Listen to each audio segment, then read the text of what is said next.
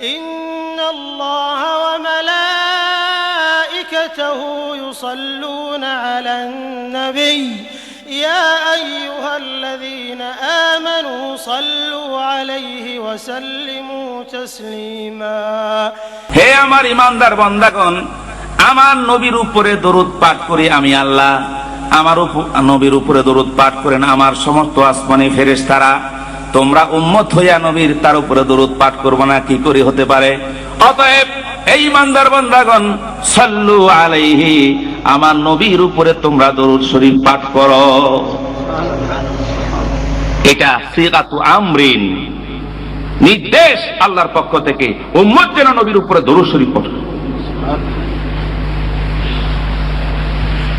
আল্লাহ সাহাবায়ে কেরাম আয়াতের মর্ম শুনে তশরিফ নিয়ে গেছেন সব সাহাবীরা আল্লাহ নবীর দরবারে। আবু দাউদ শরীফের হাদিস, মিশকাত শরীফের মধ্যে আছে। সাহাবারা গিয়া বলেন, ইয়া রাসূলুল্লাহ, قد علمنا كيف نسلم عليك। হুজুর, আমরা তো জানি, শিক্ষা দিয়েছেন ইতিপূর্বে, আপনাকে কিভাবে সালাম দেব আমরা।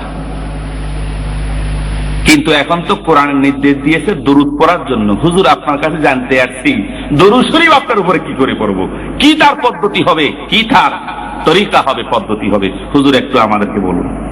সুবহানাল্লাহ। সাহাবায়ে কেরাম দরুদ শরীফ শেখার জন্য কার কাছে গিয়েছিলেন ভাই? হুজুরে পাক সাল্লাল্লাহু আলাইহি ওয়াসাল্লাম। আচ্ছা, দরুদ শরীফ কোন ভাষায় পড়তেন নবীর উপরে? আরবি ভাষায়। সাহাবায়ে কেরাম আরবি ভাষী ছিলেন না ফার্সি ভাষী ছিলেন? তাইলে কি ওনারা নিজে কিছু দরুদ শরীফ আরবিতে সুন্দর সুন্দর কবিতা বানায়া আল্লাহ নবীর উপরে পাঠ করতেই তো চলতো, আবার নবীর কাছে গিয়া দরুদ শরীফ কেমনে পড়বে এই পদ্ধতি জানতে গেল কেন? বুঝেন নাই কিছু? কারণ দরুদ শরীফ পড়া ইবাদত, আর ইবাদত কোন পদ্ধতিতে করা হবে, ইবাদত কি করা হবে, উভয় বস্তু আল্লাহ দিতে পারেন নবীর মাধ্যমে। আল্লাহর রাসূল ছাড়া দুনিয়ার কোন মানুষ মন গড়া কোনো কাজ করলে সেটা ইবাদত গণ্য হবে না। এই জন্য সাহাবীরা নিজে নিজে দরুদ বানান নাই। আল্লাহর হাবিব বলেন, ইয়া রাসূলুল্লাহ, কাইফা নুসাল্লি আলাইহি, আপনার উপরে দরুদ কেমনে করব? দেখেন, আল্লাহর হাবিব বলেন, ও আমার সাহাবারা, প্রশ্ন করেছো আমি নবীর উপরে তোমরা দরুদ কি করে পাঠ করবা। আমি রাসূল বলছি, তোমরা আমার উপরে দরুদ পাঠ করার পদ্ধতি আমি শিখাচ্ছি তোমাদেরকে, তোমরা পড়ো, আল্লাহুম্মা সাল্লি আলা মুহাম্মাদিন ওয়া আলা আলি মুহাম্মাদ কামা সাল্লাইতা আলা ইব্রাহিম ওয়া আলা আলি ইব্রাহিম ইন্নাকা হামিদুম মাজিদ। নামাজের মধ্যে যে দরুদ ইব্রাহিম আমরা পড়ি, আল্লাহর রাসূল সাল্লাল্লাহু আলাইহি ওয়াসাল্লাম এই দরুদ ইব্রাহিম শিখিয়ে দিলেন সাহাবায়ে কেরাম। এখন আমি আপনাদেরকে জিজ্ঞেস করি, দরুদ ইব্রাহিমের অর্থটা কি? দরুদ ইব্রাহিমের একটা অর্থ লাগবে না? কি দরুদ পড়তেছি বুঝতে হবে তো। এটা তো আরবি ভাষা। ওলামায়ে কেরাম আছেন, আমার ভুল হইলে ওনারা সংশোধন করিয়ে দিবেন। এর অর্থ হলো, আল্লাহুম্মা, হে আল্লাহ, সাল্লি আলা মুহাম্মদ, হে আল্লাহ আপনি দরুদ পাঠান, দরুদ পড়ুন মুহাম্মদ সাল্লাল্লাহু আলাইহি ওয়াসাল্লাম, ওয়া আলা আলি মুহাম্মদ, এবং ওনার আল ও পরিবর্গের উপরে। সামনে আর অর্থ করা লাগবে না। এতটুকু অর্থ থেকে আমি একটু আপনাদের কাছে প্রশ্ন উপস্থাপন করতে চাই, শিক্ষিত সমাজ গভীরভাবে চিন্তা করবেন। প্রথম থেকে বলি আবার, আল্লাহ বলছিলেন, ইয়া আইয়ুহাল্লাযীনা আমানু, ঈমানদার বান্দাগণ তোমরা দরুদ পাঠ করো, বলছিলেন কিনা? নির্দেশ তো। আমাদেরকে বলছেন যে নবীর উপরে দরুদ পাঠ করতে। সাহাবীরা যখন নবীর থেকে দরুদ পাঠ করার মাসলা জিজ্ঞাসা করলেন, আর আল্লাহর হাবিব যে দরুদটা শিখাইলেন, সেই দরুদের অর্থ হলো, হে আল্লাহ আপনি আপনার নবীর উপরে দরুদ পাঠ করুন। আল্লাহ বললেন, হে ঈমানদারগণ তোমরা আমার নবীর উপরে দরুদ পাঠ করো। আর আমরা মুখে বললাম, হে আল্লাহ আপনি আপনার নবীর উপরে দরুদ পাঠ করেন। তাইলে প্রশ্ন জাগে, আমার আর আপনার দরুদ শরীফ কোনটা?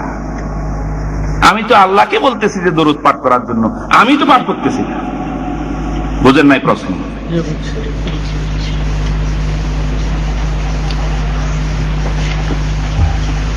এখন প্রশ্ন জাগে না আমাদের দরুদ কোনটা? আমরা তো আল্লাহকে বলতেছি মাত্র দরুদটা পাঠ করার জন্য।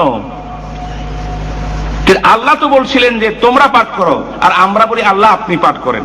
তো কথাটা কেমন হইল? আল্লাহ বলে তোমরা করো, আমরা কই আল্লাহ আপনি করেন।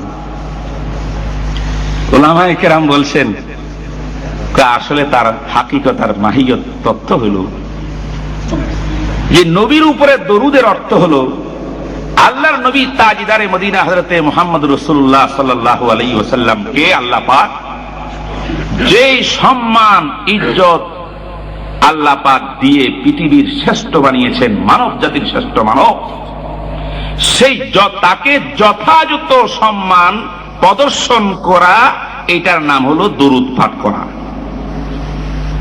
এখন আল্লাহ নবীকে যথাযথ কেউ বুঝলেই তো তার উপরে দরুদ পাঠ করবে, তার সম্মান দিবে। আমি কারো সম্মানে বুঝি না, তাকে আমি কিভাবে সম্মান দেব? যেহেতু উম্মত তার আল্লাহর নবী মুহাম্মদুর রাসূলুল্লাহ সাল্লাল্লাহু আলাইহি ওয়াসাল্লাম কেমন নবী, তার পুরা হাকিকত, পুরা মাহিত্য উম্মত বুঝতে সক্ষম নয়, অতটুকু উম্মতের যোগ্যতা নাই। আল্লাহই জানেন ভালো সেই নবীকে আল্লাহ পাক কত মর্যাদা দিয়েছেন, বান্দা কল্পনা করতে পারে না।